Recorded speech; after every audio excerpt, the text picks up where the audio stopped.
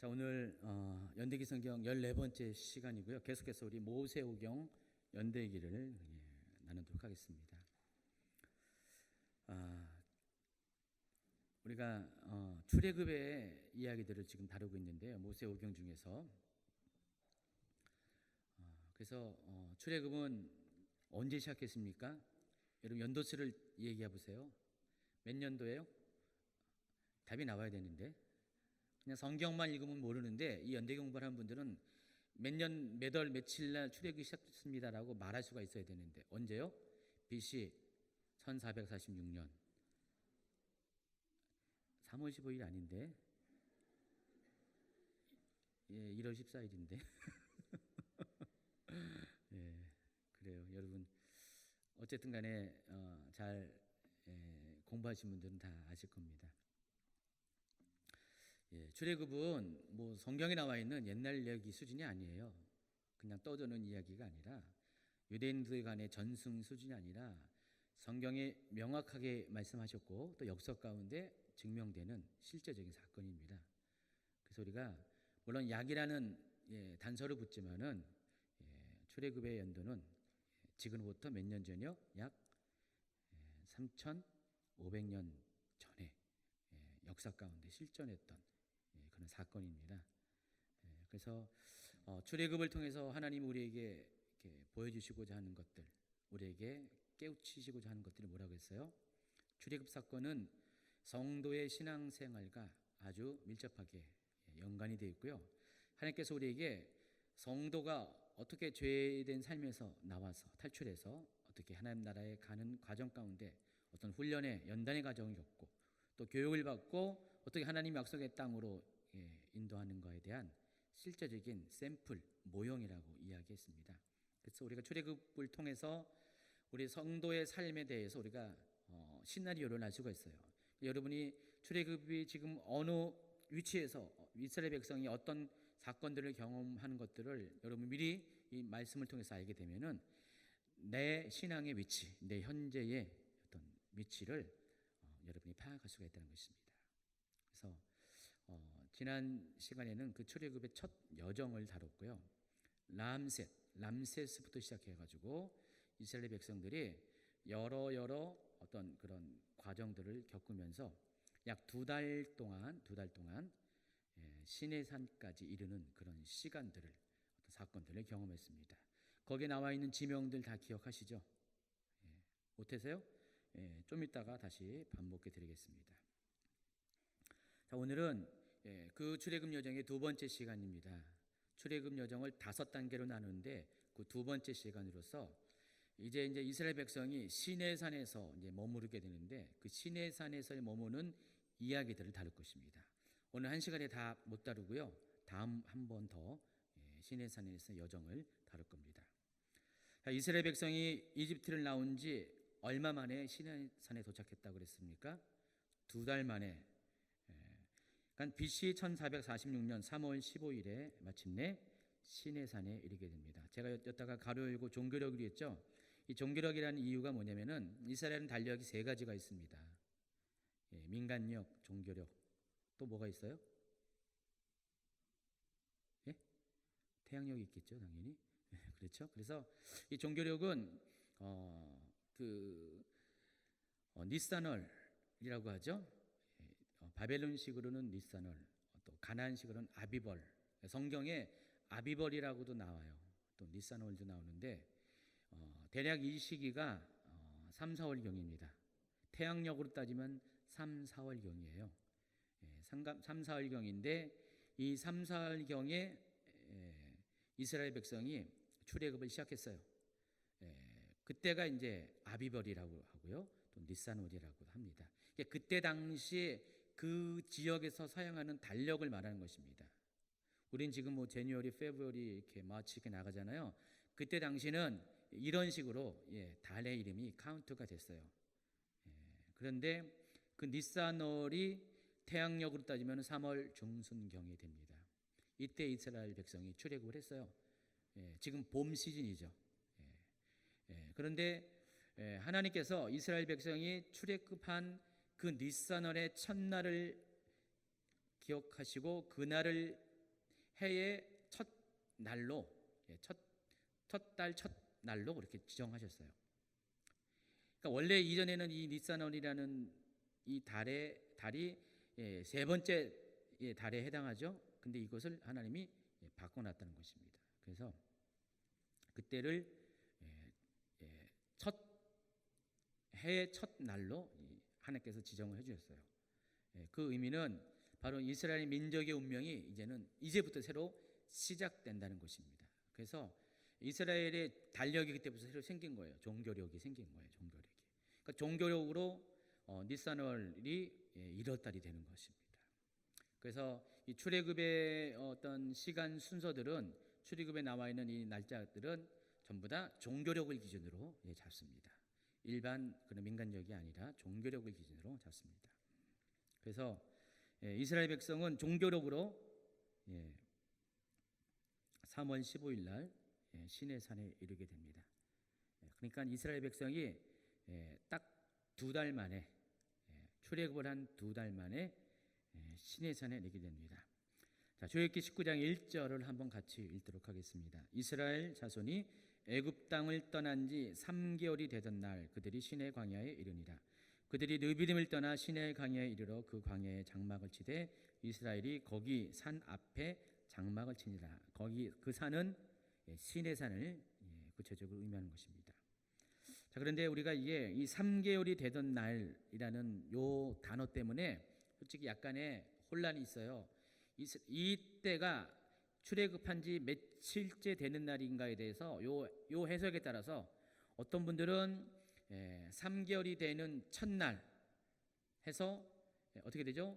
2달하고 세 번째 달이 시작되는 첫날로 보는 입장이 있고, 또 다른 사람은 석 달이 완전히 채워진 마지막 날 보는 입장이 있어요. 그러니까 개역개정은 표현이 좀 약간 애매하게 됐어요. 그래서 제가 관련된 어떤 책들을 아주 유명한 분의 책도 봤는데 그분도 석 달로 돼 있어요. 계산착오가 있었어요. 그래서 제가 한번 번역본을 쭉 봤어요. 다른 번역들은 어떻게 이 3개월이 되던 날을 표기했을까? 한번 보세요. 킹제임스 성경에서는 셋째 달이 되는 그날 그들이 시내 강에 이르렀다. 그럼 어떻게 해요? 3개월째 되는 첫날을 말하는 것이죠. 우리말 성경도 셋째 달 되는 바로 그날. 세 번역은 아예 명확하게 셋째 달 초하룻날 바로 그날. 공동 번역도 석 달째 되는 초하룻날 바로 그날.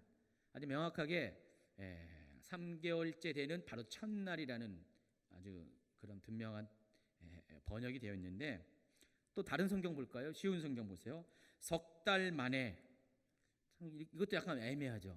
석 달 만이라는 것이 석 달째 되는 바로 그 달의 시작을 말하는 것인지 석 달을 채운 것인지. 현대 성경은요, 이스라엘 사람들이 애굽 땅에서 나온 지 석 달이 되었을 때 뭐 이런 식으로 표현을 해요. 아다르고 어다른데 표현이 이러다 보니까 이스라엘 백성이 시내산에 이른 그 날짜가 2달 말인가 석 달 말인가 약간의 혼란이 있습니다. 그런데 거의 결론되어진 것은 2달이 지난 바로 그 다음 날. 이스라엘 달력은 무조건 한 달이 30일로 나눠지는 거 아시죠? 그러니까 30일이 지나고 또 30일, 61일째 되는 날. 그러니까 1월 14일부터 61일째 되는 날이 언제예요? 3월 15일이 되는 것이죠. 그때가 시반월 15일입니다. 그래서 세 번역에는 아예 아주 명확하게 그 달에 대해서 당시의 그 달력, 가나안식 달력의 이름을 그대로 썼어요. 세 번역으로 한번 읽어볼까요? 출애굽기 19장 1절. 이스라엘 자손이 이집트 땅에서 나온 지 셋째 달 초하룻날 바로 그날 그들은 시내 강야에 이르렀다. 여기 시반월 양력 5월 중순 이후. 아주 명확하게 나와 있죠. 자, 이스라엘 백성이 양력 5월 중순경에 시내산에 도달했습니다. 앞으로 한 20일 정도 뒤에 우리가 지금 여기 있는 이 시즌과 아주 좀 이렇게 멀지 않습니다. 앞으로 20일 뒤에 정도 보면은 이스라엘 백성이 시내산에 도착하게 됩니다. 그래서 168페이지 보면은요, 제가 이스라엘의 달력과 절기들에 대해서 이렇게 표를 여러분에게 소개합니다. 이거는 다음에 다시 할 거예요.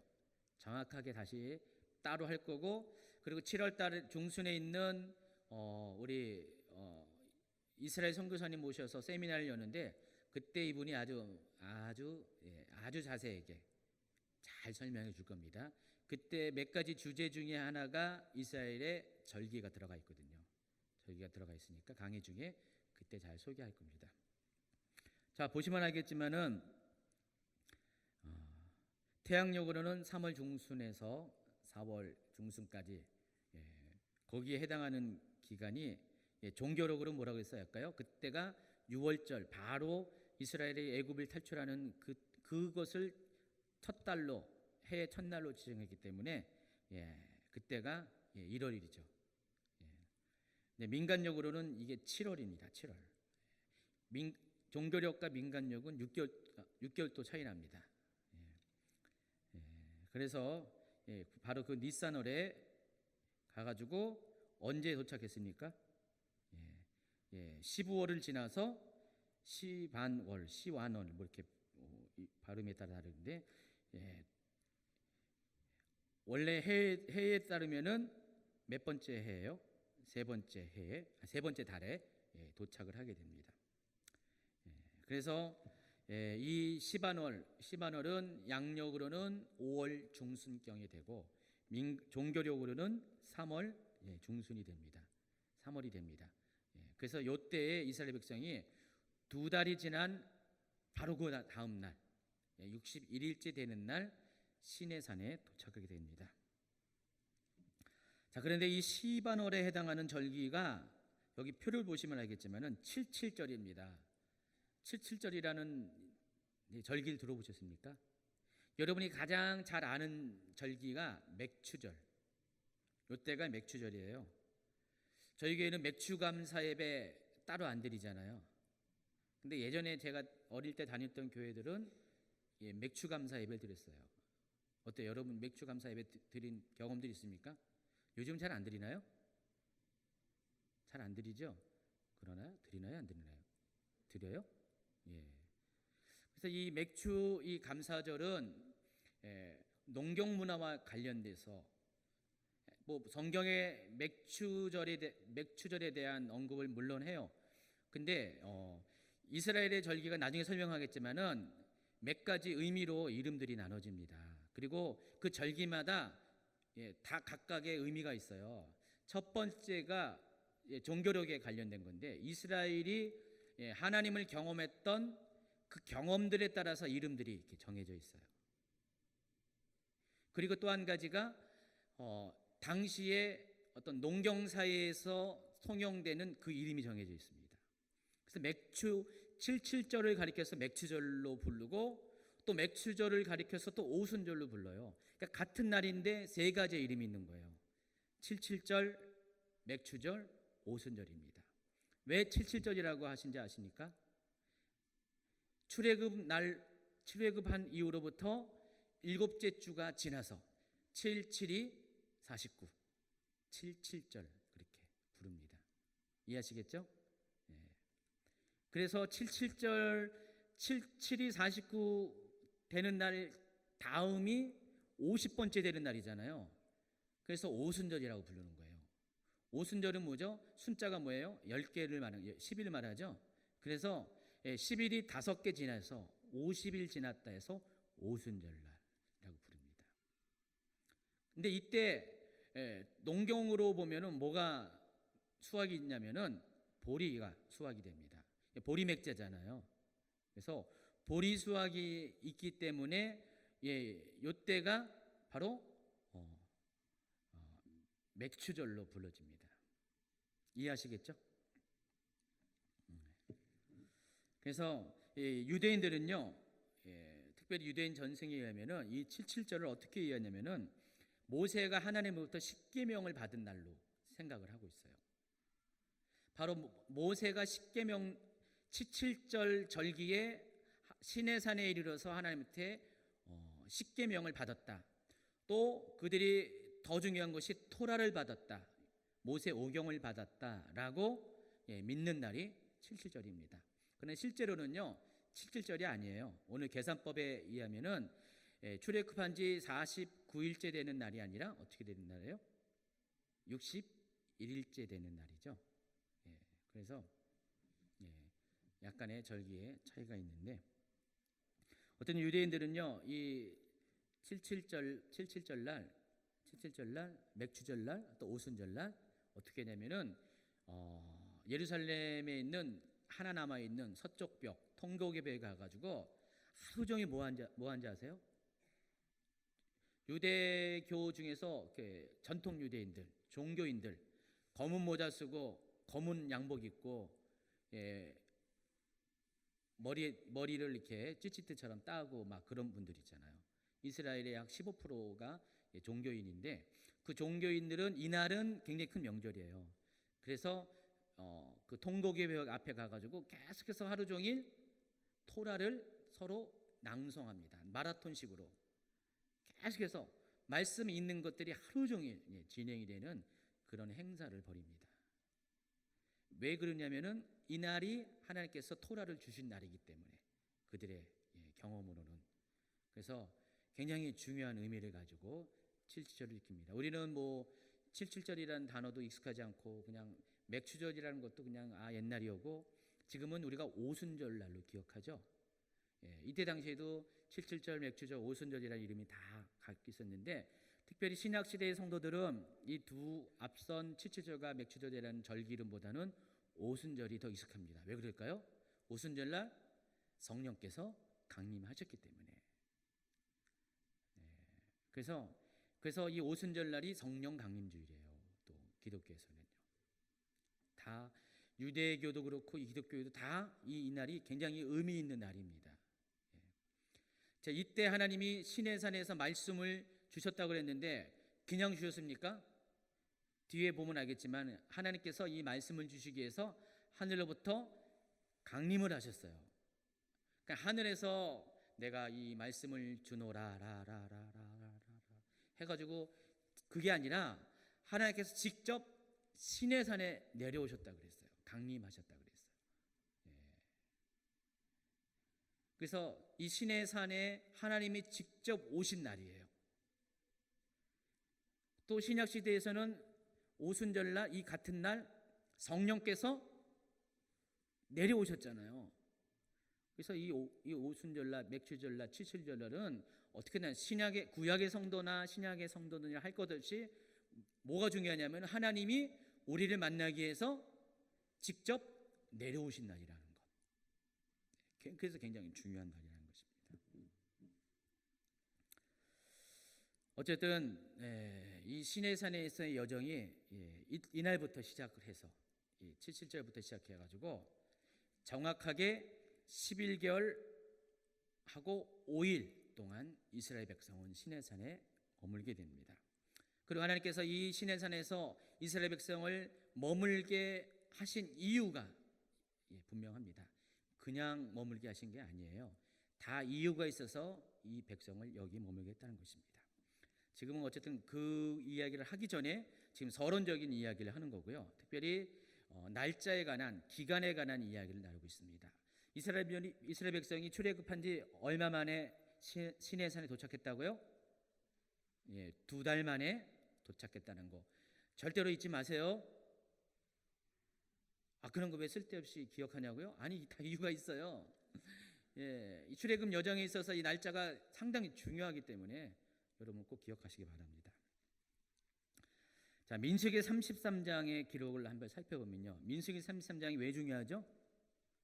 여기에는 이스라엘 백성이 40년 동안 출애굽해서 가나안 땅에 이르기 전까지 모든 일정들이 다 여기 기록이 되어 있기 때문에 그래요.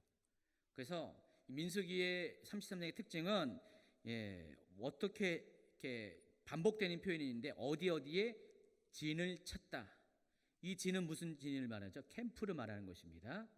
장막을 말하는 것입니다. 이스라엘 백성이 그 지파별로 진을 형성해 가지고요. 군대의 진 말하는 거예요. 예.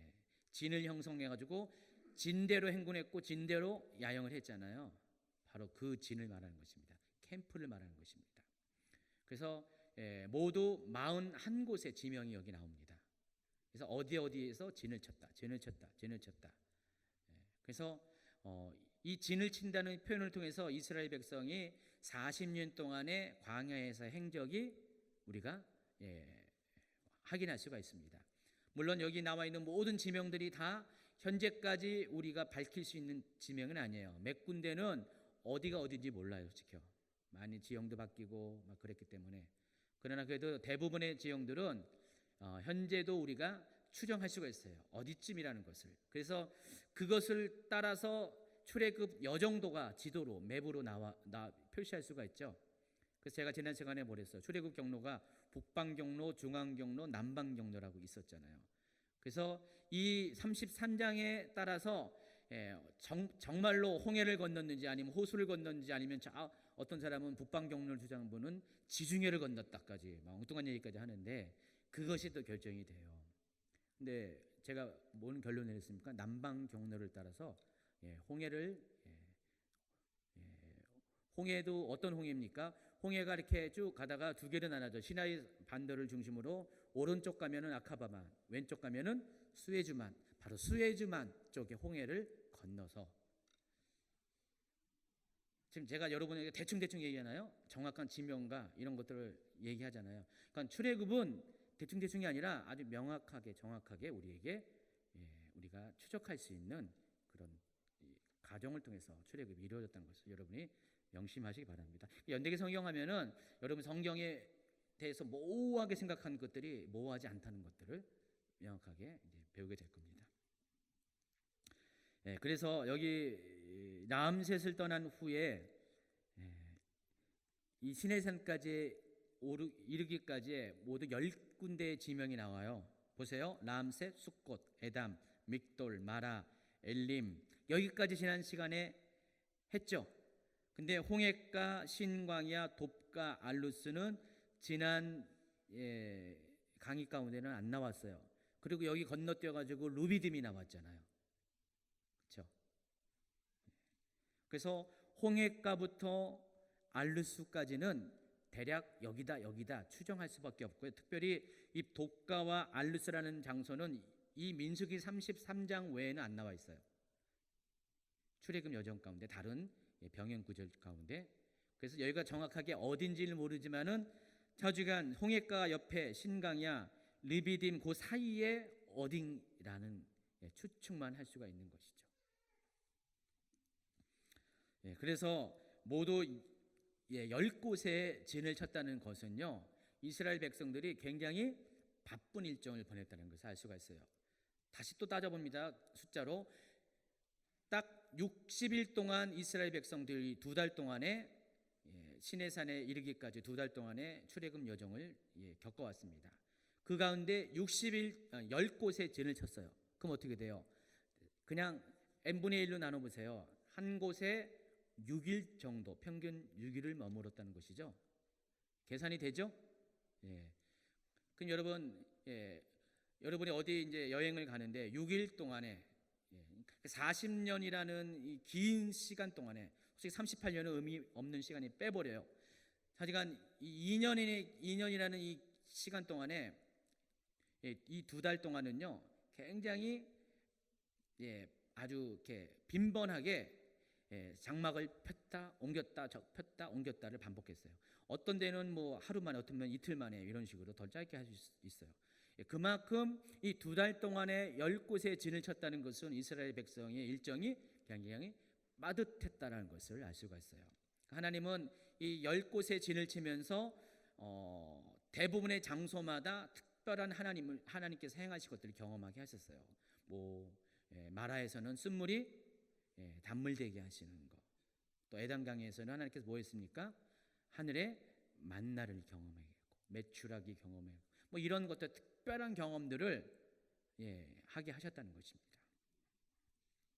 자, 그런데 이 60일째 되는 날 리비딤 지역의 끝쪽에 그 시내산에 도착하게 되는데 이때부터는 이스라엘 백성이 거의 약 1년 가까이를 시내산에서 머물게 됩니다. 2달 동안은 무려 10곳을 계속 전전하다시피 해서 왔는데 2달 만에 도착한 이 시내산에서는 거의 1년 가까이를 장기 체류를 하게 된다는 것입니다. 왜 하나님이 그렇다면은 이런 오랜 시간 동안에 이스라엘 백성으로 하여금 이곳에 머무르게 하셨을까? 출애굽기 19장과 민수기 10장을 보면은 그 날짜 계산이 나오죠. 170페이지 보세요. 날짜 계산이 나오죠. 그러면 11개월 플러스 5일입니다. 시내산에서 11개월 하고 5일 동안 머물렀다는 거 잊지 마시기 바랍니다. 이건 쓸데없이 기억하지 마시고 잊지 마세요. 잊지 마시기 바랍니다. 그러니까 여러분 정확하게 이 날짜도 이렇게 기억하는 것도 되게 좋습니다. 네, 그래서 하나님께서 왜 이스라엘 백성과 하여금 시내산에 머물게 했는지 그 의미를 여러분이 아셔야 돼요. 171페이지 넘어갑니다. 하나님께서 왜 이스라엘 백성으로 시내산에 머물게 했고 또 11개월 플러스 5일이라는 장기간의 그런 여정을 허락하셨을까? 그 이유가 뭘까? 자, 그런데 이 기간 동안에 일어나는 일들을 기록한 성경을 살펴보시면은 출애굽기부터 시작해서 레위기, 민수기까지 모세오경의 세 가지, 창세기는 어차피 출애굽과 상관없으니까 출애굽과 관련된 네 가지 성경, 출애굽기, 레위기, 민수기, 신명기 중에서 신명기는 맨 마지막 2달 동안의 여정이니까 그걸 빼고 나머지 세 가지 성경이 다 여기에 관여가 되어 있다는 것입니다.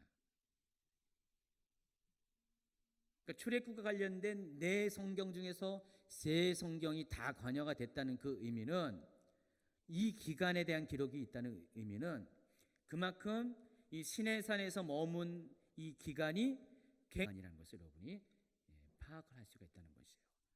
하나님은 이 시내산에서 이스라엘 백성을 머물게 하면서 아주 중요한 일을 하게 하셨다는 것입니다. 그러니까 시내산에서의 체험은 이스라엘 백성에게 완전히 민족적인 정체성을 확 바꾸는 전환의 시즌이라는 것입니다. 아주 중요한 시즌이에요.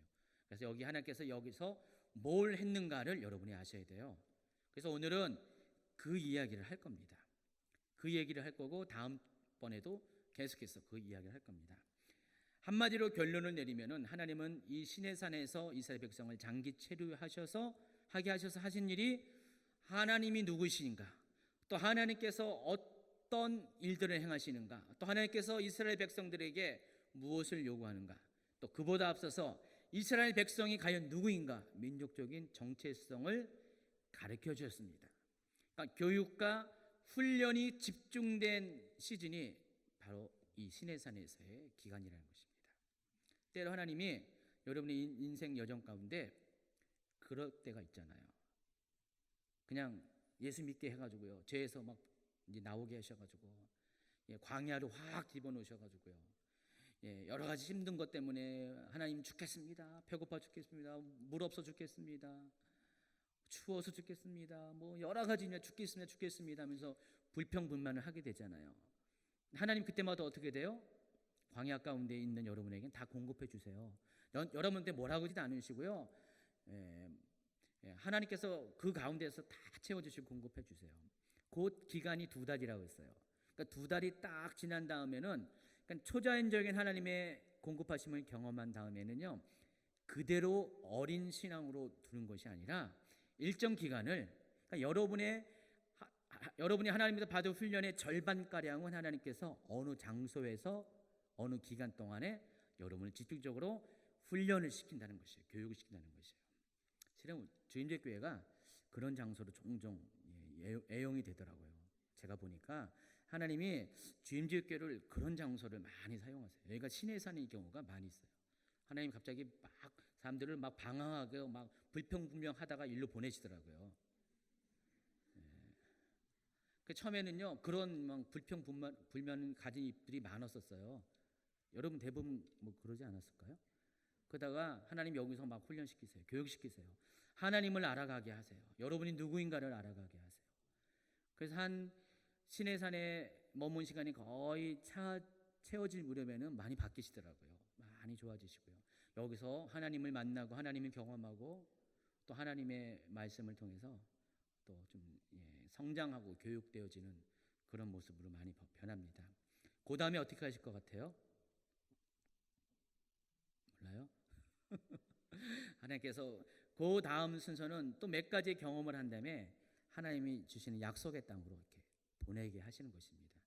네, 그래서 여기 이 주임제 교회에 머문 것이 여러분의 그런 하나님께서 주시는 어떤 신앙 여정의 종료점은 아닙니다. 하나님이 여기서 훈련 받게 하셔서 또 어떤 분들은 파송하게 하고요, 또 계속 섬기게 하셔가지고요. 중요한 것은 하나님께서 여러분이 스스로 홀로이지만은 스스로 모든 것들을 영적으로 독립해서 성장해서 다 할 수 있을 때까지 여러분을 이곳에서 훈련시키고 양육을 시켜주신다는 것입니다. 때로는 몇 분은요 도망쳐 나가시더라고요. 힘들다고, 어렵다고. 왜 여기 오니까 갑자기 이렇게 연단이 세지지? 왜 그동안 그래도 뭐 버틸만 했는데 주임절교 왔더니 이상하다, 그런 분들이 있어요. 뭐 환경적으로 많이 좀 이렇게 좋아지는 분도 있지만 안 좋아하는 분인데, 하나님이 또 안 좋게 하는 것도 나름대로 이유가 있어서 훈련의 과정 속에서 허락을 하는 거거든요.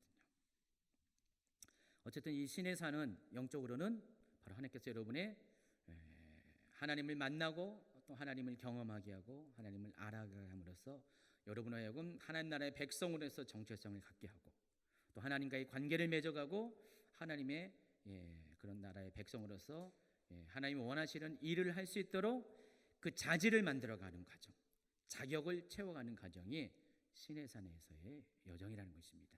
몇 개월이요? 11개월 플러스 5일. 그 정확한 날짜가 출애굽기 19장 1절과 민수기 10장 11절을 교차로 계산해 보면 바로 나와 있다는 것을 알 수가 있죠. 자, 그래서 하나님께서 신의 산에서 몇 가지 일을 행하시는데 오늘은 그 한 가지 일에 대해서 좀 길게 설명할 겁니다. 하나님께서 행하신 일들이 뭐냐면은 언약을 맺습니다. 하나님이 신의 산에서 제일 처음 한 것이 언약을 맺는 것이에요. 근데 이 언약은 실제적인 계약을 말하는 것입니다. 계약. 제가 하나님 앞에 올라가니 여호와께서 산에서 그를 불러 말씀하시되 너는 이같이 야곱의 집에 말하고 이스라엘 자손들에게 말하라. 내가 애굽 사람에게 어떻게 행하였음과 내가 어떻게 독수리 날개로 너희를 넘어 내게로 인도하였음을 너희가 보았느니라. 5절입니다. 세계가 다 내게 속하였나니 너희가 내 말을 잘 듣고 내 언약을 지키면 너희는 모든 민족 중에서 내 소유가 되겠고 너희가 내게 대하여 제사장 나라가 되며 거룩한 백성이 되리라. 너는 이 말을 이스라엘 자손에게 전할지니라. 자, 계약의 내용이 이거예요. 뭐라고요? 나 여호와 하나님이 말을 잘 듣고 내 언약을 지키면 나 여호와는 이스라엘 백성을 모든 민족 중에서 내 소유가 되게 했고 내게 대하여 제사장 나라가 되게 할 것이며 거룩한 백성이 되게 하리라. 꽝꽝꽝. 자, 이것이 계약의 핵심 주제라는 것입니다. 하나님이 이 계약을 지금 시내 산에서 도착하자마자 첫 번째로 하신 일이 이스라엘 백성과 이 언약을 맺은 거예요. 이렇게 계약의 당사자인 하나님과 또 이스라엘 백성, 이 두 상대방이 이런 계약을 맺은 것이에요. 그러니까 이스라엘 백성이 하나님의 말을 잘 듣고 계명을 잘 지키면 어떻게 된다고요? 하나님께서 이스라엘 백성 하여금 이렇게 여기 있어요. 모든 민족 중에서 소유가 되게 하겠고, 이걸 뭐라고 합니까? 하나님이 택하신 선민, 그런 선민이라는 의미죠. 그리고 내게 대하여 제사장 나라가 될 것이다. 그러니까 모든 민족 중에서 하나님을 섬기는 그런 일에 리더가 되는 역할을 하게 할 것이다. 그리고 거룩한 백성, 구별된 백성이 되게 할 것이다. 그래서 이 계약을 먼저 맺습니다. 그래서 이 계약을 통해서 이스라엘 백성은 자신의 정체성이 무엇인지를 이제 알게 됩니다. 그전에는 종이었잖아요. 애굽의 종이었잖아요. 그러나 이제부터는 하나님의 자녀라는 것, 하나님의 백성이라는 것, 거룩한 백성이라는 것, 제사장이라는 것을 비로소 깨닫게 된다는 것입니다. 하나님이 여러분을 그렇게 하시지 않았어요?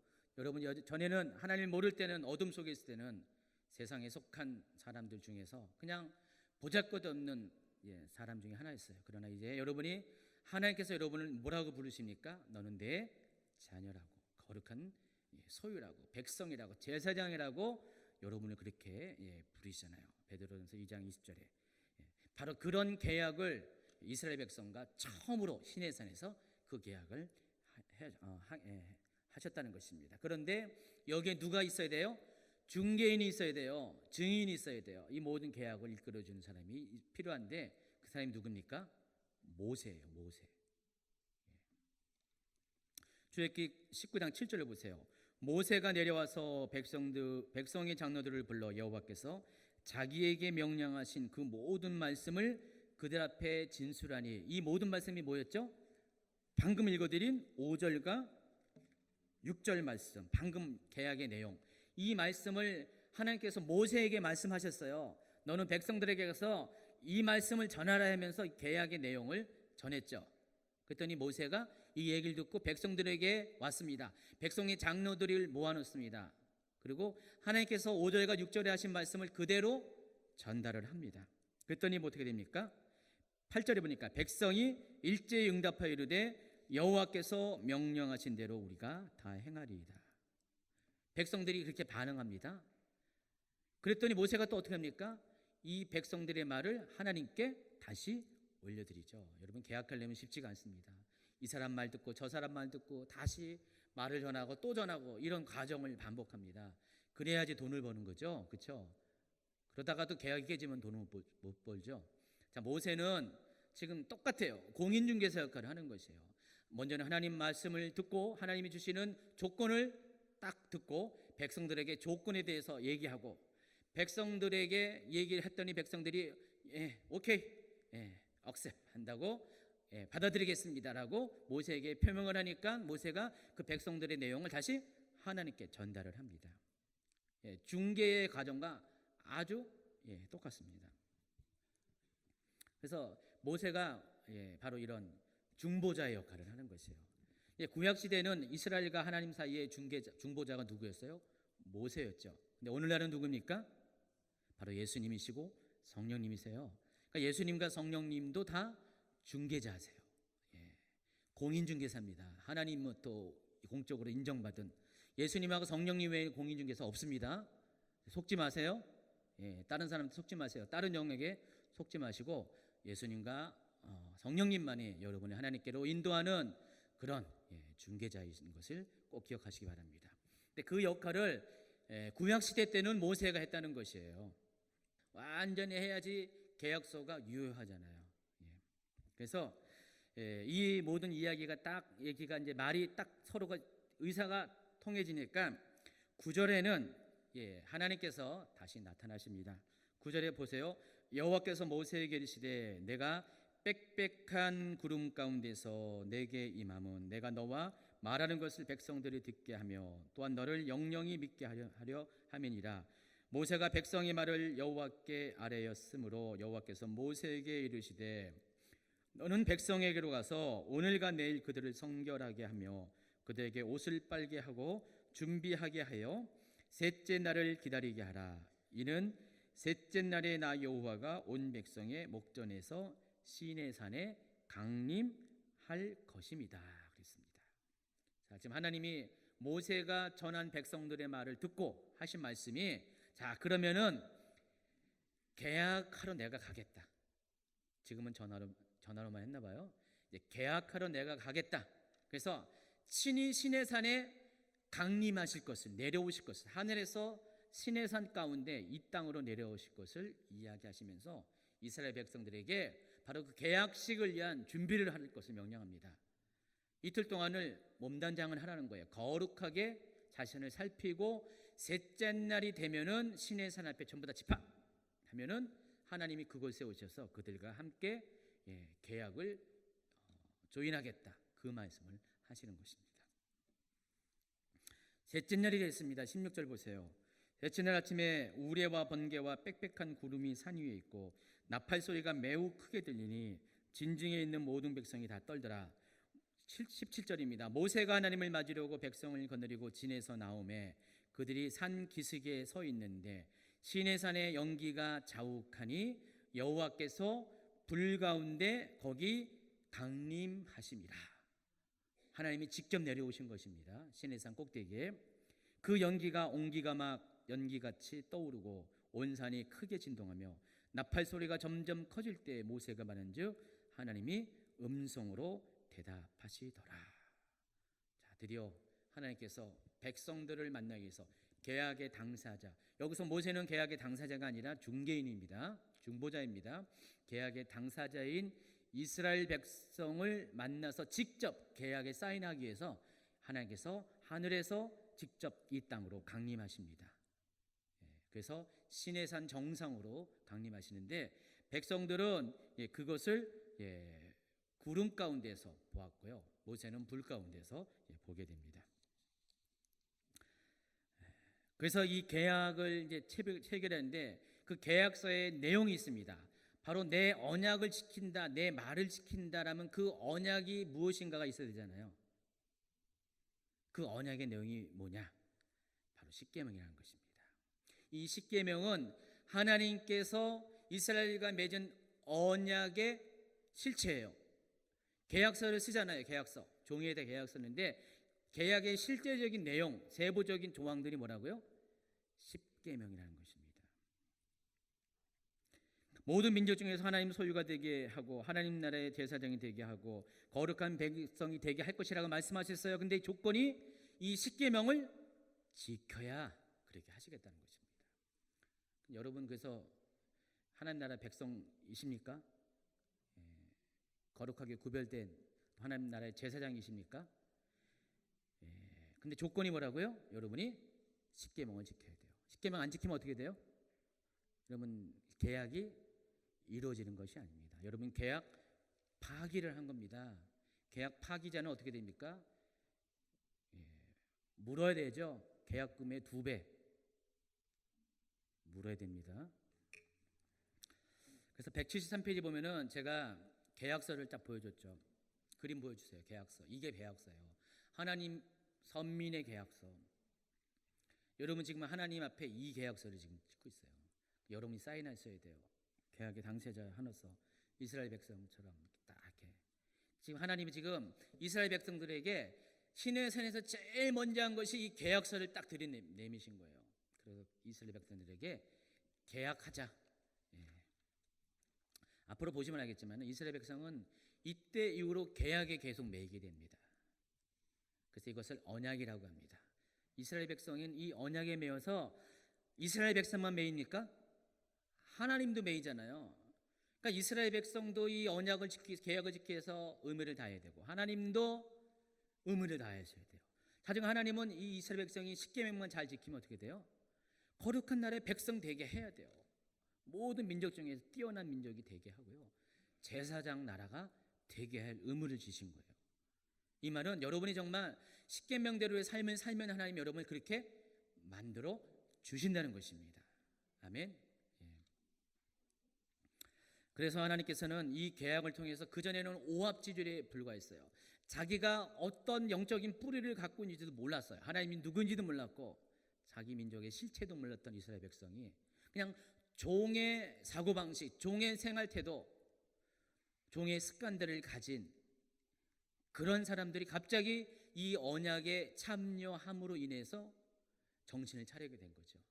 아, 나는 하나님 나라의 백성이구나.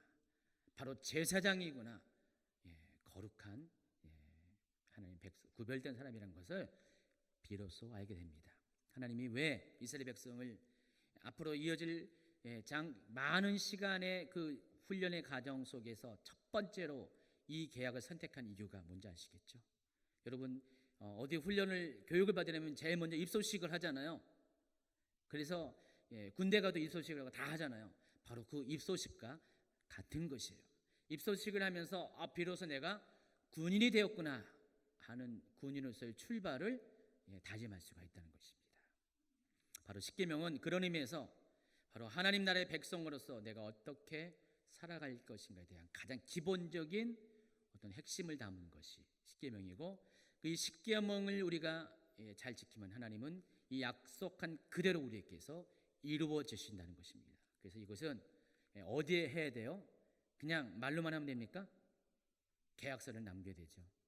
어떻게 남겨요? 그땐 종이가 없었어요. 어떻게 했을까요?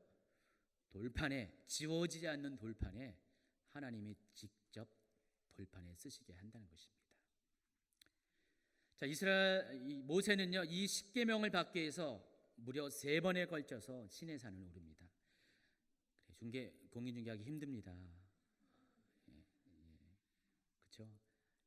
되게 힘들어요. 잘못하면 계약이 파기될 뻔했었어요. 2번째 계약 때는. 그렇죠? 파기될 뻔했었어요. 돈 못 받을 뻔했어요, 중개료 모세가. 근데 하나님이 그 과정을 시행착오를 통과해 가지고 3번째 시내산에 올라가서는 완전한 계약서를 주시고, 그 계약서는 결국은 법궤 안에 들어가게 됐죠.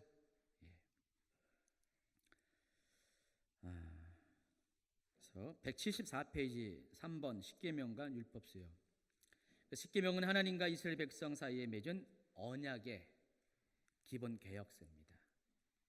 근데 하나님이 이 십계명만 주신 것이 아니라 십계명과 더불어서 부수적인 여러 가지 법규들도, 세부적인 율법 조항들도 더불어서 주십니다. 오늘 우리가 진행하고 있는 출애굽기 20장부터는요 바로 그 이야기가 등장합니다. 십계명에 대한 이야기가 먼저 나오고 이어서 여러 가지 법규들이 나옵니다. 십계명은 언약이고요, 또 이 법규들은 하나님께 주신 그런 율법 조항들입니다. 그래서 이 율법 조항들을 담은 것이 뭐라고요? 토라라는 것이죠. 토라에는 모두 613가지의 율법 조항이 있습니다. 토라의 모든 내용이 613가지로 이렇게 분류가 될 수 있다는 것이죠. 3번에 걸쳐 시내산에 오르게 됩니다. 첫 번째 등정에서는 십계명에 대해 말로만 들었습니다. 2번째 등정에서는 하나님께서 2개의 돌판에 하나님께서 직접 쓰신 십계명을 주십니다. 그런데 이스라엘 백성은 어떻게 했습니까? 그 사이에 금송아지를 섬기는 우상 숭배를 했어요. 반역을 저질렀죠.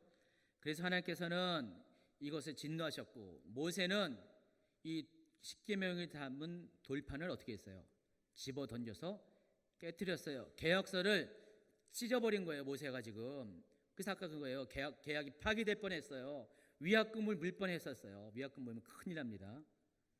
아주 지금까지 고생보다 몇 배의 고생을 하는 거예요. 갑절의 고생을 합니다.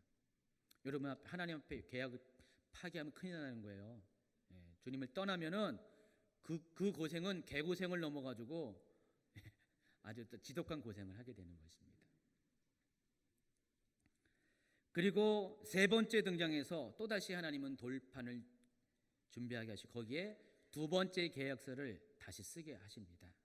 그리고 그 계약서가 계속해서 이스라엘 백성에게 영원토록 보존됩니다.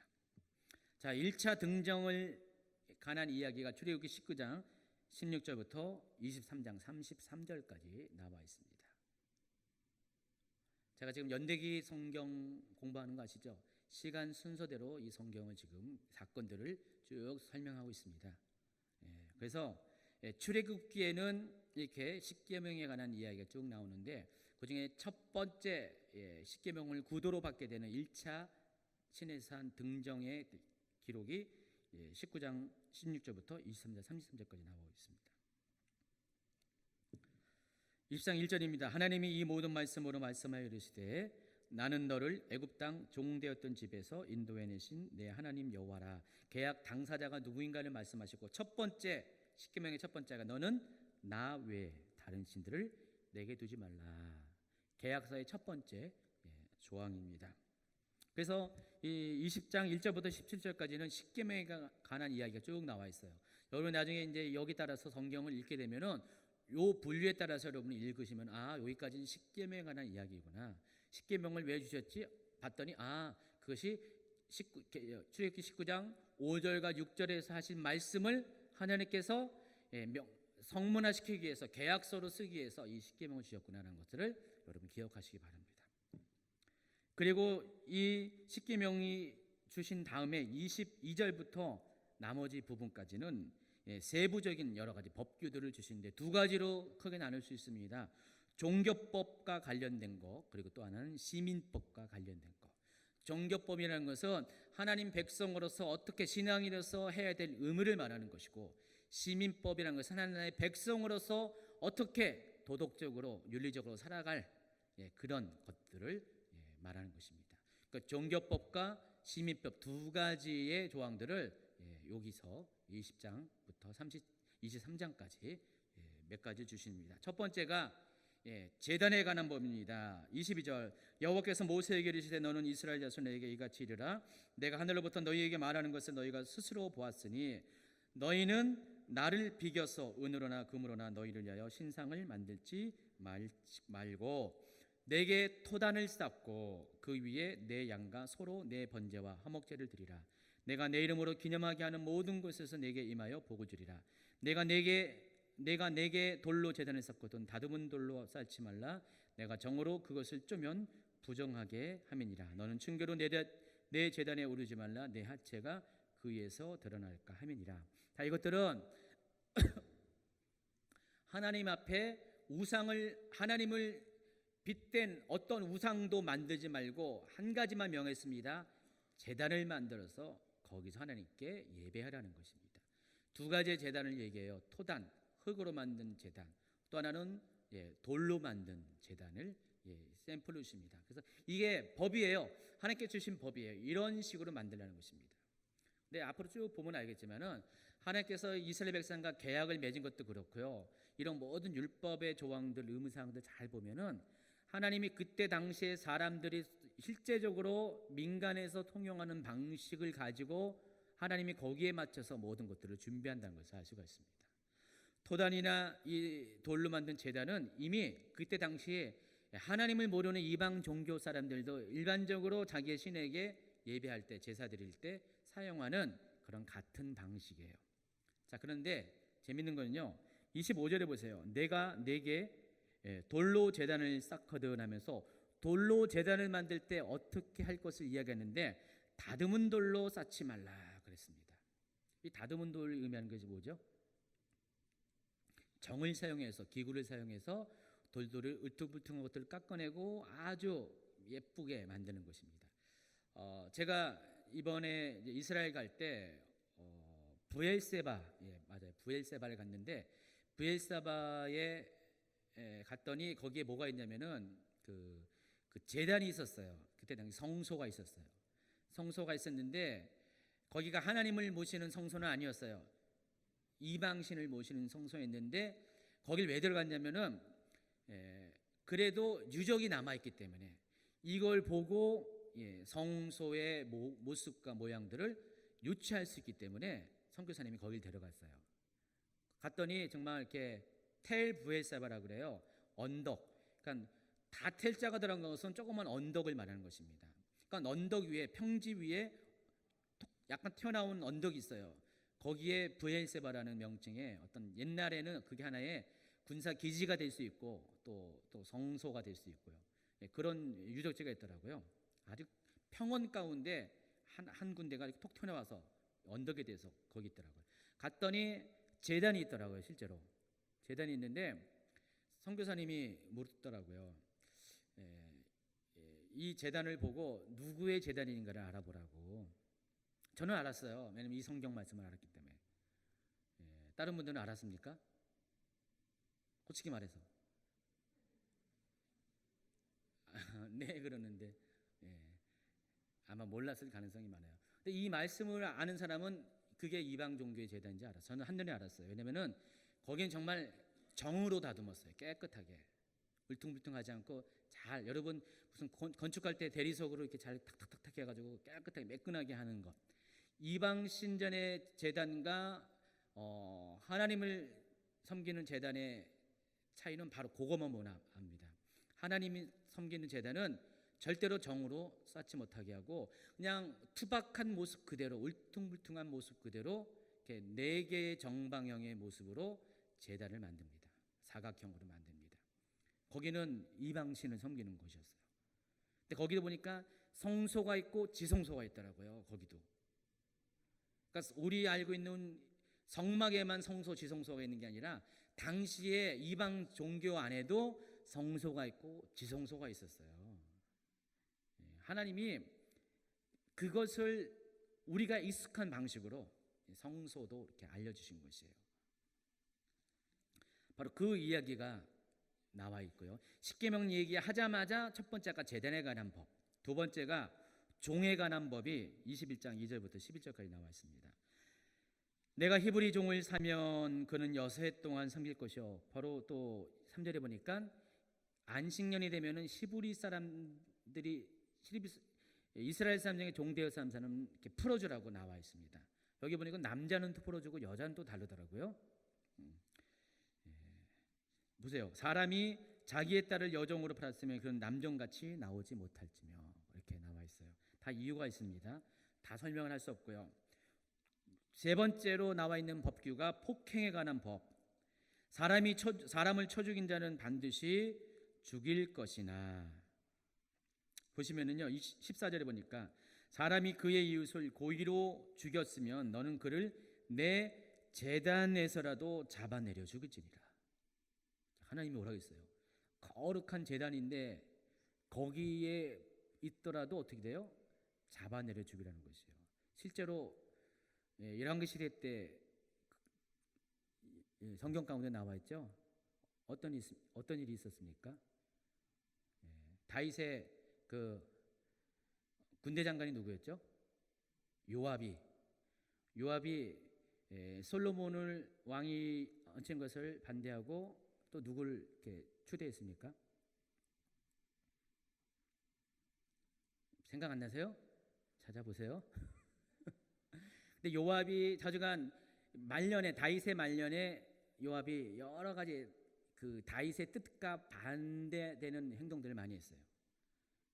그래서 하나님은 다윗은 요압을 기억하고 있었어요. 그래서 솔로몬에게 유언을 남길 때도 자기는 가만 용서하고 자기 대에 뒀지만은 솔로몬 대에는 요압에 대해서 그 책임을 물 것을 얘기했어요.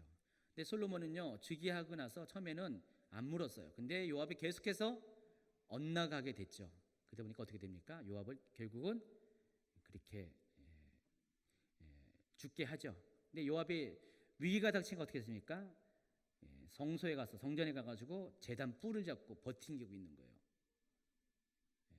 거기 들어가면 살 것 같아서. 근데 어떻게 됩니까? 결국은 제단 끓여서 끌어내서 바로 거기서 죽여버립니다. 하나님이 지금 그 얘기를 하는 것이에요. 지금 법대로 하나님 법대로 지금 그 일이 역사 가운데 이루어집니다. 또 21장 28절에 보면은 배상에 관한 법 22장 15절까지 나와 있습니다. 소가 남자나 여자를 받아 죽이면 그 소는 반드시 돌을 쳐서 죽일 것이며 이런 것들 22장 1절 사람이 소나 양을 도둑질하여 잡거나 팔면 그는 소 한 마리에 소 5마리로 갚고 양 한 마리에 양 4마리로 갚을지니라. 바로 보상에 관한 법을 쭉 있습니다. 하나님은 굉장히 아주 세밀하게 해가지고 이런 것들을 다 이렇게 정확하게 말씀하세요. 22장 16절부터 31절까지는 도덕에 관한 법이 나옵니다. 사람이 약혼하지 아니한 처녀를 깨어 동침하였으면 납폐금을 주고 아내로 삼을 것이요 만일 처녀의 아버지가 딸을 그에게 주기를 거절하면 그는 처녀에게 납폐금으로 돈을 낼지니라. 아직 결혼하지 않은 상태에서 처녀를 깨어서 동침하게 되면은 먼저 해야 될 것이 아내를 삼아라. 근데 그게 싫다 하면은 돈을 지불하라. 그 얘기하는 것입니다. 너는 무당을 살려두지 말라. 짐승과 행함한 자는 반드시 죽일지어다. 여호와 외에 다른 신에게 제사를 드린 자는 멸할지니라. 또 내가 만일 너와 함께한 백성 중에서 가난한 자에게 돈을 구워주면 너는 그에게 채권자같이 하지 말며 이자를 받지 말라. 내가 만일 이웃의 옷을 전당받거든 해가 지기 전에 그에게 돌려보내라. 자, 이 모든 것들이 다 도덕적인 어떤 율법 조항들이에요. 이런 얘기를 하셨고요. 또 23장 1절부터 9절까지는 공평에 관한 법.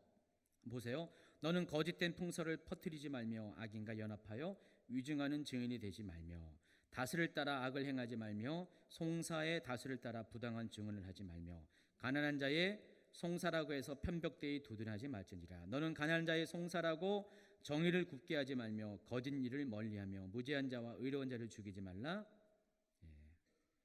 너는 뇌물을 받지 말라. 너는 이방 나그네를 압제하지 말라. 다 이런 내용들이 십계명에 이어서 바로 나오는 종교와 또 시민법에 해당하는 내용들입니다. 계속해서 23장 12절에는 안식년과 안식일에 관한 법을 이야기하십니다. 그리고 14절에는요 3대 절기에 관한 이야기를 하십니다. 3대 절기가 뭡니까? 유월절, 무교절과 같이 지키는 그 유월절, 무교절, 그리고 또 아까 얘기했던 그 맥추절, 칠칠절, 오순절, 그리고 나중에 가을절기에 해당하는 장막절, 수장절, 이 세 가지 절기를 지킬 것을 말씀하시고 지킨다는 것의 의미는 반드시 이스라엘 남자들은 이 세 절기에 하나님 성전에 오라는 거예요. 거기서 직접 하나님을 예배하라는 것을 율법 조항으로 말씀하셨다는 것입니다. 십계명과 더불어서 이렇게 여러 가지 세부적인 조항들을 하나님은 말씀하셨어요. 모세를 통해서 이스라엘 백성들에게 말씀하셔서 그래서 이것을 어떻게 하라는 것이에요? 지키라는 것이에요. 언약만 그렇습니다 하고 사인만 하는 것이 아니라 실제로 이런 부수적인 내용까지 지키면 어떻게 돼요? 모든 민족 중에서 내 소유가 될 것이고 제사장 나라가 될 것이고 거룩한 백성이 될 것이다. 이렇게 하는 전제하에 하나님이 이스라엘 백성을 그렇게 하겠다는 거예요. 하시겠다는 것입니다. 그만큼 이전과는 다른 것이에요. 이스라엘 백성이 대충 하나님이 따른 것이 아니라 이제는 자기가 누구인가를 분명하고 어떻게 행할 바가 아주 분명해지는 거예요. 그래서 하나님은요 굉장히 신앙적으로도 우리에게 많은 어떤 요구하신 것도 있지만은 도덕적으로도 윤리적으로도 우리에게 아주 하나님 백성으로서의 자질을 굉장히 요구하는 것이에요. 하나님이 그래서 시내산에서 계속해서 이런 내용들을 반복적으로 11개월 5일 동안 뭘 하시겠어요? 거기서 계속 오늘도 눈을 뜨면 말씀하시고 또 말씀하고 모세를 통해서 계속 재교육 1년 가까이를 교육시킨 것입니다. 모세가 이 모든 말씀을 하게 되자 24장 3절입니다. 백성에게 전하매 그들이 한 소리로 응답하여 이르되 시작 여호와께서 말씀하신 모든 것을 우리가 준행하리이다. 백성들이 yes sir 하고 했습니다. 그리고 난 다음에 모세가 여호와의 모든 말씀을 기록했습니다. 기록했다 그랬어요. 어딘가에 기록했어요. 십계명만 기록한 것이 아니라 이 다른 말씀들도 기록을 했습니다. 그때 당시 아마 파피루스에다 기록했을 가능성이 많죠. 그리고 이른 아침에 일어나 산 아래에 제단을 쌓고 그러니까 시내산 아래쪽에 시내산 아래에 누가 있으니까 백성들이에요. 시내산 위쪽에는 백성들이 못 올라갔어요. 시내산 아래에 제단을 쌓고 이스라엘 12지파대로 12기둥을 세우고 또 보니까 번제와 화목제를 드리게 하고 자, 이 번제와 화목제를 드렸다는 것은 이 제사 드리는 방법은 지금은 안 나와요. 좀 나중에 나와요. 레위기에 나와요. 그러니까 이미 번제와 화목제나 이런 일반적인 제사들은 이미 이스라엘 백성들은 익숙한 거였어요. 당시에 살던 시대에 살던 사람들이 익숙한 거였어요.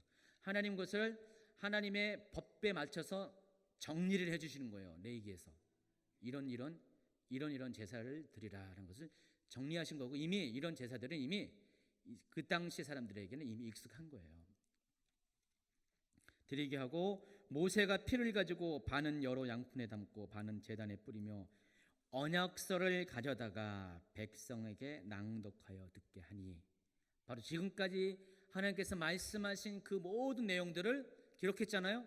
그것을 가지고 백성들에게 낭독을 합니다. 십계명부터 시작해가지고 아니죠.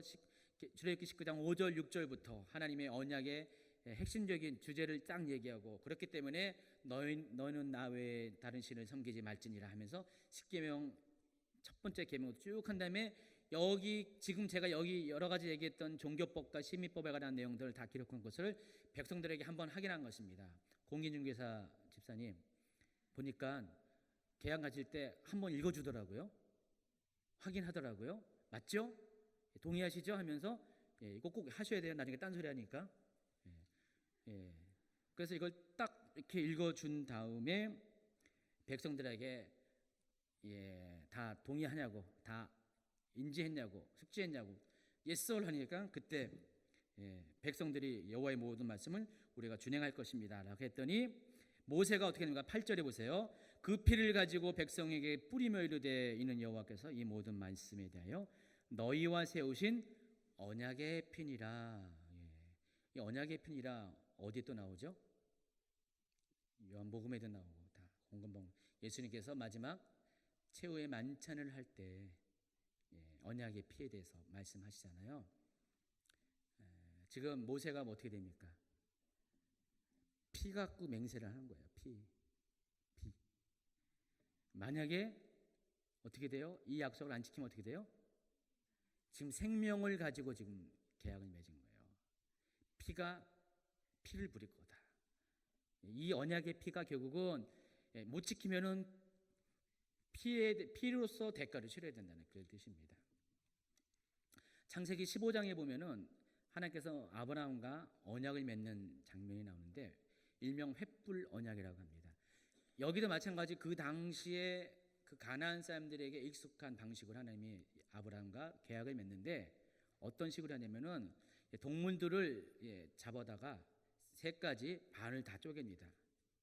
반을 다 쪼개요. 반을 쪼개가지고 양쪽에다가 쫙 도열해 놓고요. 그리고 원래는 계약 당사자가 그 죽은 동물들 반으로 쪼갠 동물들 사이로 지나갑니다. 무슨 것 같아요? 만약에 계약을 안 지키면은 이렇게 된다.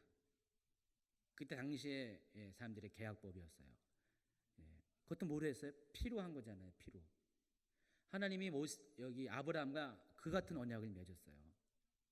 그 언약들이 이스라엘 민족 공동체에게 출애굽기 19장 5절 6절로 재확인된 거예요. 언약이 아브라함에게는 한 개인과 맺은 언약이었죠. 근데 그의 후손 실제가 된 후손들인 이스라엘 백성들에게 똑같은 방식으로 언약을 맺고 여기에 언약의 피를 뿌립니다.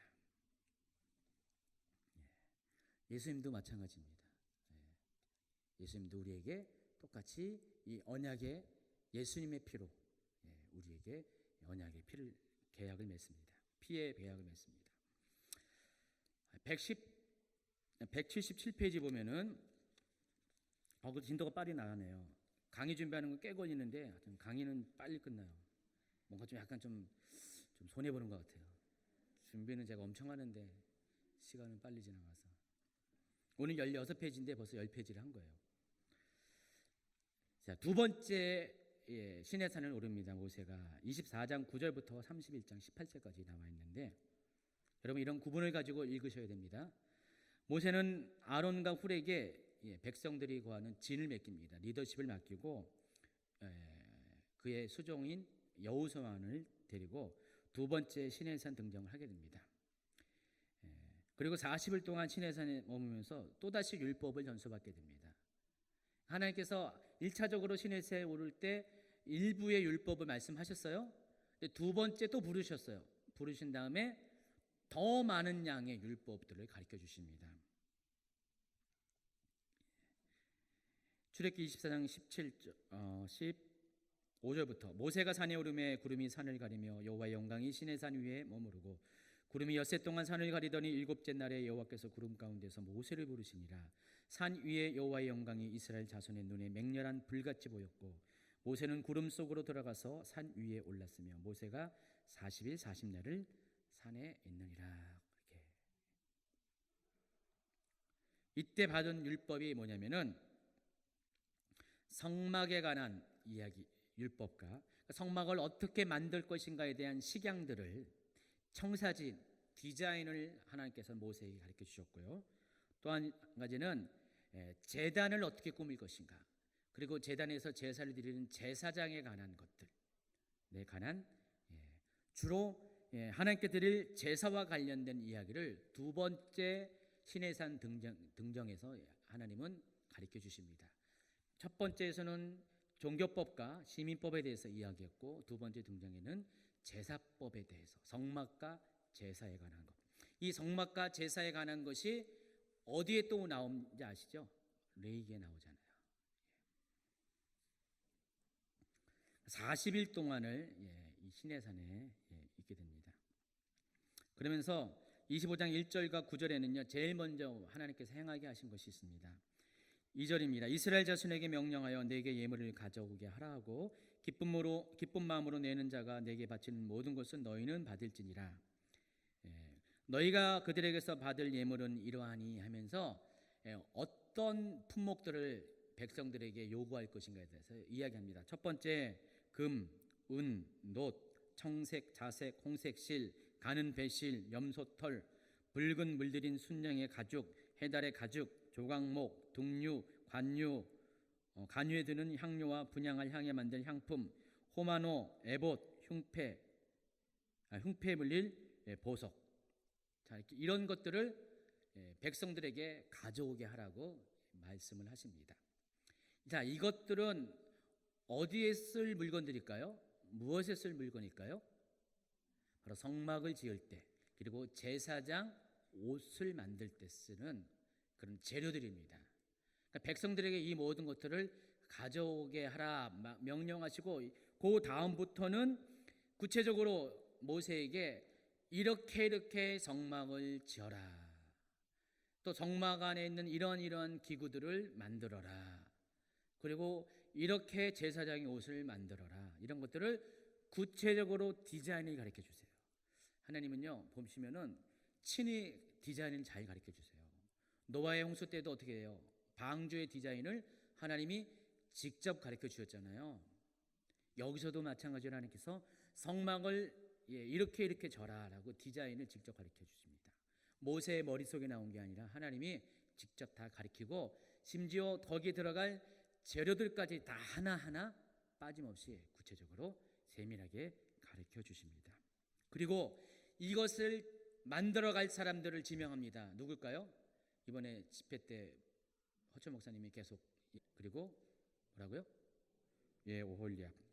그게 출애굽기 31장에 나와 있습니다. 여호와께서 모세에게 말씀하여 이르시되 내가 유다 지파 홀의 손자여 우리의 아들인 부살레를 지명하여 부르고 하나님의 영을 그에게 충만하게 하여 지혜와 총명과 지식과 여러 가지 재주로 정교한 일을 연구하여 온갖 노수로 만들게 하며 보석을 깎아 물리며 여러 가지 기술로 나무를 새겨 만들게 하리라.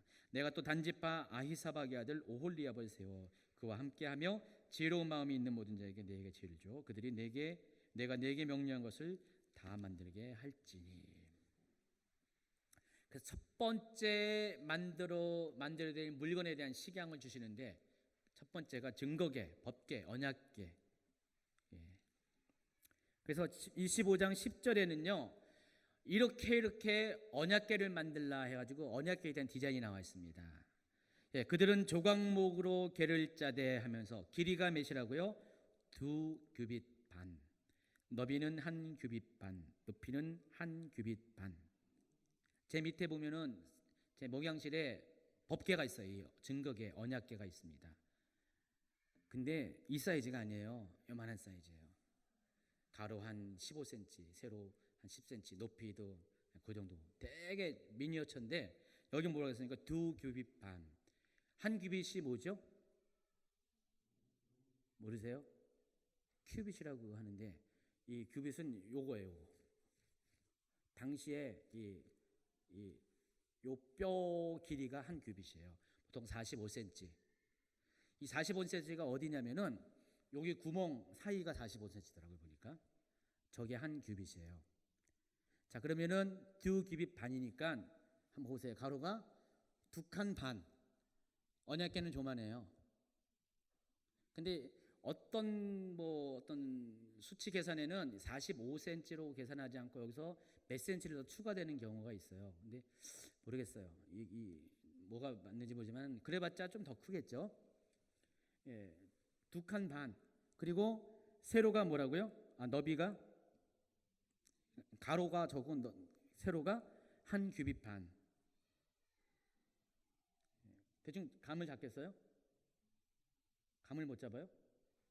제가 보니까 요 판 하나 어때요? 길이는 판보다 약간 작고 높이도 약간 작고, 예, 언약궤가 요만해요. 높이는 한 규빗 반. 네, 그 정도 사이즈입니다.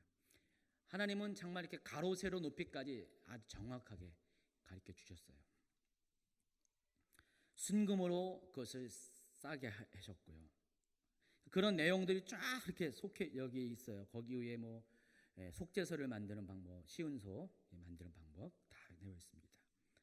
자, 이것이 출애굽기 25장에는요 하나님께서 모세에게 가르쳐 주신 언약궤를 만드는 청사진 디자인이네요. 설계도라면은 이 증거궤에 대한 이야기가 37장에 또 나와요. 25장에도 나오고 37장에도 나오는데 37장 1절부터 9절까지 나오는데 이 37장에는요 어떤 내용이냐면 똑같은 증거궤에 대한 이야기가 나오는데 이렇게 설명합니다. 부살렐이 조각목으로 궤를 만들었으니 하면서 똑같은 얘기를 반복해요. 이 이야기는 25장에 있는 설계도대로 37장에서 부살렐이 그대로 만들었다, 완료된 이야기를 이야기를 하는 것이에요. 이해하시겠죠? 그래서 하나님이 2차 등장 때 성막에 관한 증거궤에 관한 설계도를 모세에게 가르쳐 주셨고 3차 등장이 끝난 다음에 비로소 법궤를 갖고 내려온 후에 하나님이 부살레가 오올리바를 통해서 이 모든 말씀하신 그런 성막과 성막에 관계된 모든 기구들을 실제적으로 만들게 하셨어요. 그것을 기록한 것이 이 출애굽기 37장부터 쭉 나옵니다. 레위기도 나오고 민수기도 일부 나옵니다. 두 번째가 진선병을 두는 상, 그리고 등잔대와 기구들, 성막, 제단, 제사장의 옷, 제사장 가슴의 판결, 흥패, 제사장의 또 다른 옷, 제사장 직분의 위임, 또 매일 드리는 번제에 관한 이야기, 분향단, 회막 봉사에서의 속전에 관한 이야기, 놋, 물두봉, 그리고 거룩한 향과 향기름, 여기 있는 이런 것들 만드는 법, 회막에 사용할 다른 기구들을 만드는 법들을 전부 다 이 순서에 따라서 하나님이 모세에게 두 번째 시내산에 오를 때 이렇게 만들어라 디자인을 계속해서 설계도를 계속 주는 거예요. 설계도가 몇 장이에요? 모두 15장이네요. 넘버링을 해왔잖아요. 15개의 설계도를 주신 것이에요. 모세가 그래서 2차 등장 때는 시간이 많이 필요한 거예요. 40일 동안 이것을 받은 거예요. 그렇죠? 모세가 40일 동안을 이제 올라갔어요. 올라가면서 그리고 또 한 번 안식 규정을 얘기했어요. 첫 번째 등장에도 안식을 얘기했었죠. 두 번째 등장에서도 안식일을 얘기하고요. 그리고 마지막으로 31장 18절 180페이지 합니다. 여호와께서 시작 시내산 위에서 모세에게 이르시기를 마치신 때에 증거판 둘을 모세에게 주시니 이는 돌판이요 하나님이 친히 쓰신 것이라. 하나님은 글씨도 쓰시는 분이십니다. 하나님은 직접 물리적으로 돌판에다 직접 십계명을 친히 쓰셨어요. 하나님이 쓰신 글씨는 어떨 것 같아요? 한소봉 저리 가라겠죠. 명필이겠죠. 최고의 필자를 쓰셨을 거예요. 영화 같은 데 보니까 십계명 줄 때 보니까 하늘에서 불이 딱 나와가지고 돌판에다가 불이 쫙 지나가면서 글씨가 딱 새겨지는데 아마 그럴 수도 있을 것 같고요. 자, 그런데 문제가 생겼습니다. 모세가 40일 동안은 거기 있었어요. 모세는 지금 계속해서 그냥 40일 동안 하나님 앞에서 이 청사진을 이 설계도를 받느라고 바빴잖아요. 바쁘게 지냈어요. 모세가 여기 보니까 밥을 먹은지 안 먹은지도 기록이 안 나와 있어요. 아마 굶을 수도 있어요. 계속해서 그냥 이것을 받고 있는 사이에 백성들이 어떻게 해요? 밑에서 모세가 언제 오냐 눈이 빠지기 기다립니다. 결국 눈이 빠져버렸어요. 그러니까 못 볼 거 봤습니다.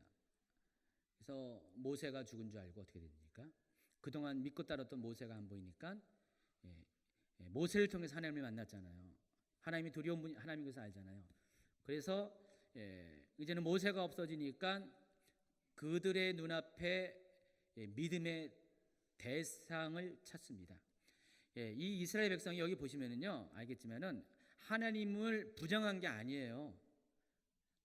하나님을 배도 하나님을 떠난 것이 아니라 하나님을 대신할 우상을 끌어왔다는 것이 문제예요. 여러분 잘 이해하셔야 돼요. 하나님을 부인한 게 아니었어요. 그러니까 눈에 보이지 않는 하나님을 눈에 보이는 하나님으로 만들어 버린 것인데 그것이 금송아지 우상이라는 것입니다. 이미 이 사람들이 왜 그러냐면은 애굽 땅에서 이미 그런 경험이 있었기 때문에 그래요. 애굽 땅에 보면은 멤피스 숭배가 있어요. 송아지 숭배. 그것을 잘 알고 있기 때문에 하나님을 금송아지 우상으로 바꿨어요. 그래서 그들이 갖고 있는 모든 폐물을 모아가지고 금으로 녹여서 금송아지 우상을 만들고 바로 저 금송아지가 하나님이다. 우리들을 여기까지 인도해낸 바로 그 여호와다라고 했다는 것입니다. 하나님 입장에서는 어떻게 돼요? 계속 얘기했잖아요. 언약할 때도 얘기했고요. 십계명에서 얘기했고요. 첫 번째가 나를 비기어서 어떠한 우상도 만들지 말라 그랬는데 바로 첫 번째 계명부터 이 백성이 안 지킨 거예요. 하나님 입장에서 얼마나 화가 나요. 맨 마지막 그 계명하신 것도 아니라 아니 그렇게 얘기했는데도 언약의 계약서에 딱 찍혀있는 대로 첫 번째 우상 숭배하지 말라는 거를 첫 번째를 어기니까 어떻게 돼요? 하나님이 화가 나시죠. 하나님도 화내실 줄 아시는 분입니다. 그래서 하나님은 분노하십니다. 그리고 백성들을 쓸어버리겠다고 말씀하십니다. 출애굽기 2장 9절 시작. 여호와께서 또 모세에게 이르시되 내가 이 백성을 보니 목이 뻣뻣한 백성이로다. 그런즉 내가 하는 대로 두라. 내가 그들에게 진노하여 그들을 진멸하고 너를 큰 나라가 되게 하리라. 참 감사한 것은 하나님이 어제 마지막 날 집회 때 우리 허철 목사님 통해서 목이 뻣뻣한 분들을 치료해 주셔가지고 뻣뻣한 상태로 남아있지 않게 해서 얼마나 감사한지. 그렇죠? 그저께까지 뻣뻣했던 분 큰일 날 뻔했어요. 뻣뻣한 백성이라. 자, 상황이 이렇게 되자 모세는요 이스라엘 백성들을 위해서 중보합니다. 모세가 뭐예요? 계약을 완성시켜야지 되잖아요. 계약이 깨지면 안 되잖아요. 중개료를 받아야 되잖아요.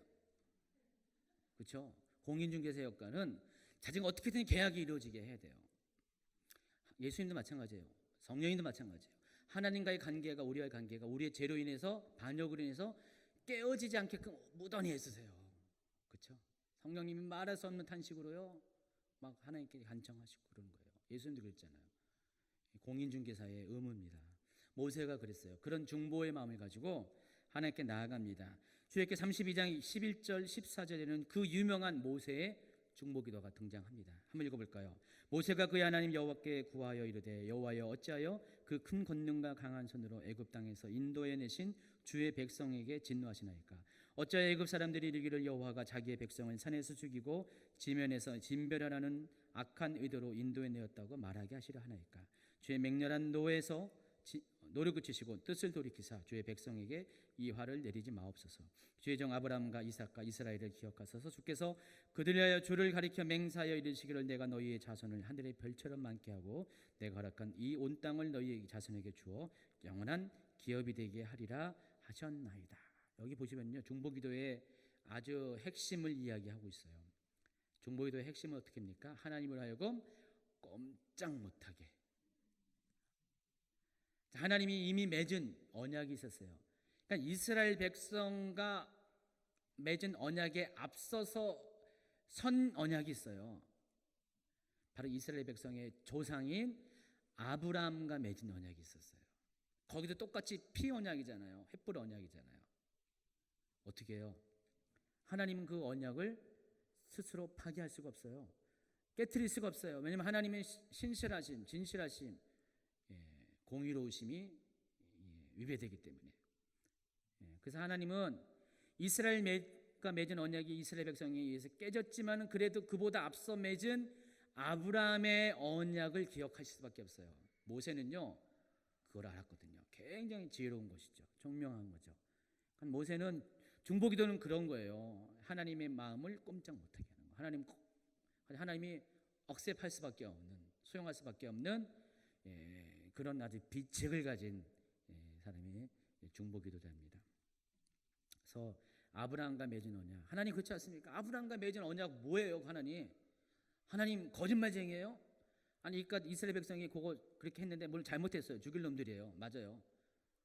그런데 하나님 이 사람들 누굽니까? 아브라함의 후손들 아닙니까? 하나님 아브라함과 맺은 언약은 어떻게 된 거예요? 막 따진 거예요.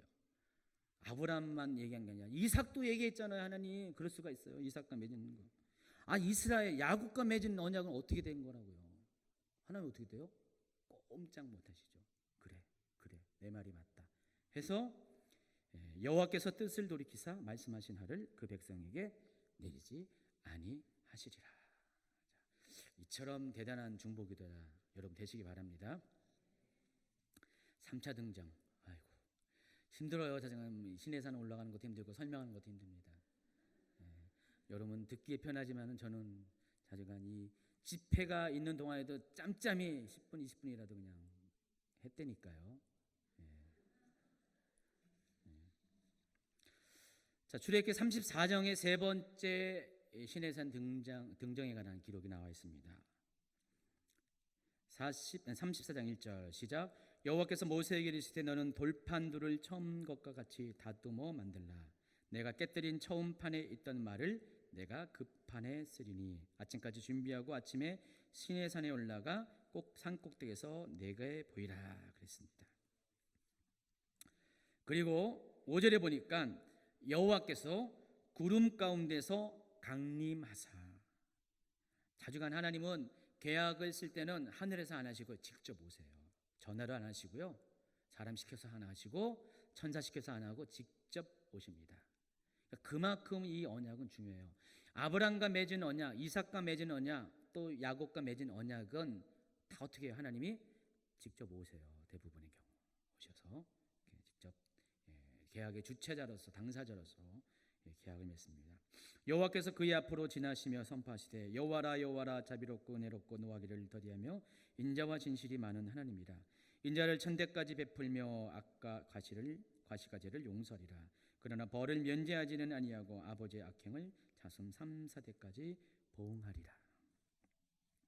그리고 하나님 또다시 모세를 통해 이스라엘 백성과 언약을 맺습니다. 자, 근데 이 언약의 내용이 똑같아요. 출애굽기 19장의 판 언약과 똑같아요. 한번 보세요. 34장 10절 여호와께서 내게 이르시니 내가 언약을 여기는 그렇게 나와 있지 않네요. 그 내용에 대해서는. 근데 그 여호와께서 이르시되 뭐가 내가 언약을 세우나니 하면서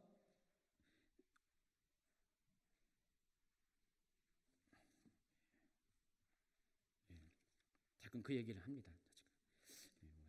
세 번 전부 다 십계명 주시고 율법, 십계명 주시고 율법, 십계명 주시고 율법. 그래서 가장 이 언약의 기본법은 뭐라고요? 십계명이라는 것입니다. 자, 모세가 세 번째 등정을 마치고 내려옵니다. 출애굽기 34장 27절 여호와께서 모세에게 이르시되 너는 이 말들을 기록하라. 내가 이 말들의 뜻대로 너와 이스라엘과 언약을 세웠습니다 하시니라. 모세가 여호와 함께 40일 40날을 거기 있으면서 여기 있네요. 떡도 먹지 않았고 물도 마시지 않았다. 그럼 여러분 어떤 분들은 그럼 빵을 먹고 아니면 쌀을 먹고 여기 오렌지 주스를 먹지 않았습니까?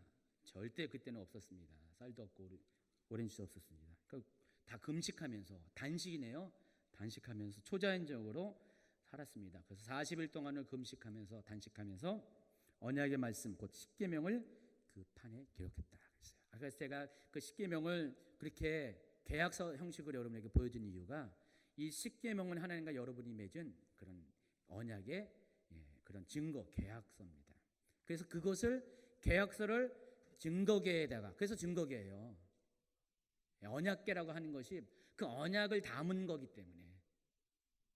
그리고 또 다른 말로 법계라고 하죠. 율법의 그 법을 말하는 거예요. 그 율법을 담은 거라서 그 상자는 바로 하나님과의 모든 언약과 율법을 다는 그런 상자를 말하는 것이에요. 그래서 하나님은 그 위에 임하시는 거예요. 그 언약궤를 통해서 이스라엘 백성과 연결되는 것이죠. 그래서 그 언약궤가 없으면 어떻게 돼요?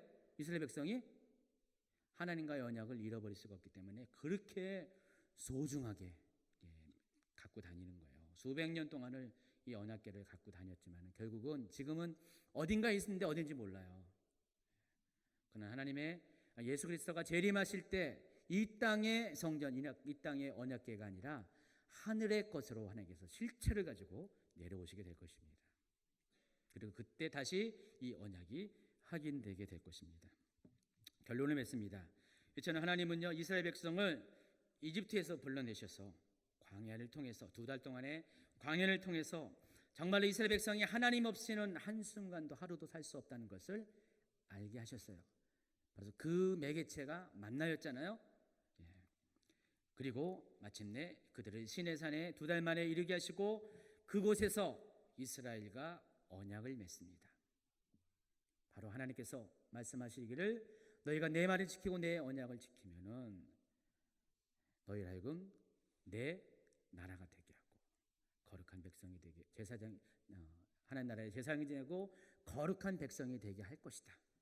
그것을 말씀하시고 너희가 이렇게 되게 하기 위해서는 이러한 계명들이 지켜야 된다 해서 10계명 돌판에 새김으로 인해서 변개할 수 없게 돌판 새겨가지고 계약서를 땅 찍어 놓으시고 그리고 그 부수적인 그런 법규들을 또 종교법, 시민법, 성막과 제사에 관한 법들을 주심으로 인해서 이스라엘 백성이 정말 하나님의 백성으로서 완전하게 정체성을 갖게 하기 위해서 시내산에서 그들을 장기간 체류하게 하신다는 것입니다.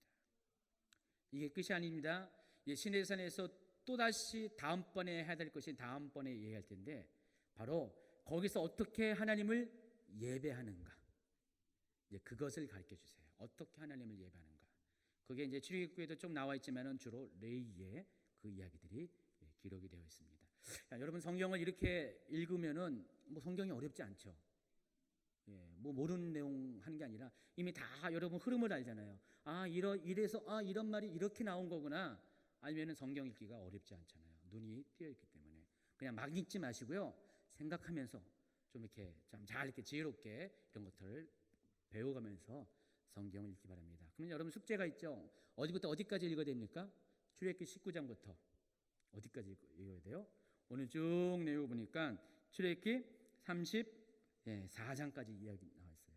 이거를 좀 읽으시고요. 그리고 이 시내산에서 일정은 출애굽기가 계속 끝나가고 레위기까지 하고 민수기 10장까지 이어지기 때문에 거기까지 예습을 해서 오시기 바랍니다.